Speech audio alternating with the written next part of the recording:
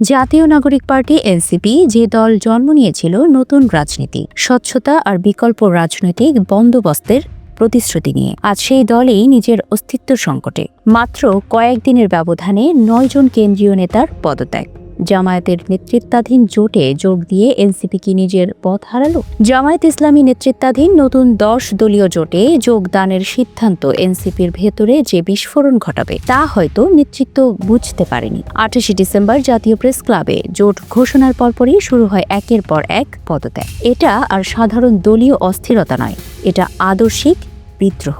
দলীয় সূত্র বলছে, জোট সিদ্ধান্তের আগেই প্রায় ৩০ জন কেন্দ্রীয় নেতা লিখিতভাবে আপত্তি জানিয়েছিলেন। স্মারকলিপি দেওয়া হয়েছিল আহ্বায়ক নাহিদ ইসলামের কাছে, কিন্তু সেই আপত্তি শোনা হয়নি, আলোচিত হয়নি, বরং উপেক্ষা করে চূড়ান্ত সিদ্ধান্ত।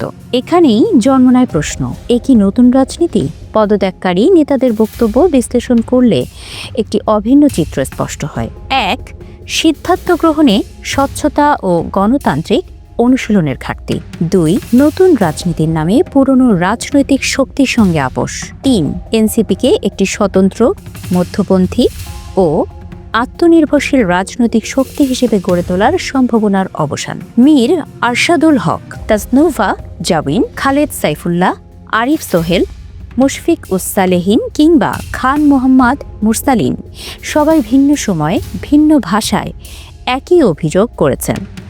দলটি নিজের ঘোষিত লক্ষ্য থেকে সরে যাচ্ছে। কারো মতে এটি আদর্শিক আত্মসমর্পণ, কারো মতে পরিকল্পিতভাবে এনসিপিকে একটি নির্দিষ্ট রাজনৈতিক বলয়ের অংশে পরিণত করার চেষ্টা। অপরদিকে আহ্বায়ক নাহিদ ইসলাম দাবি করেছেন, নির্বাহী পরিষদের সঙ্গে আলোচনা এবং সংখ্যাগরিষ্ঠ মতামতের ভিত্তিতেই জোট সিদ্ধান্ত নেওয়া হয়েছে। তিনি তৃণমূলের সমর্থনের কথাও বলছেন। কিন্তু প্রশ্ন থেকেই যায়, যদি সত্যি ঐক্যমত্য থাকত তাহলে এত স্বল্প সময়ে কেন্দ্রীয় নেতৃত্বে এই ধরনের ধারাবাহিক পদত্যাগ কিভাবে সম্ভব? রাজনৈতিক বিশ্লেষকদের মতে এনসিপির এই সংকট কেবল সাংগঠনিক নয়, এটি নতুন বন্দোবস্ত, রাজনীতির নৈতিক সংকট। যে দল বলেছিল আমরা পুরনো জোট রাজনীতির বাইরে, সেই দলই যখন পুরনো শক্তির ছায়ায় আশ্রয় নেয় তখন বিশ্বাসযোগ্যতা ভাঙে।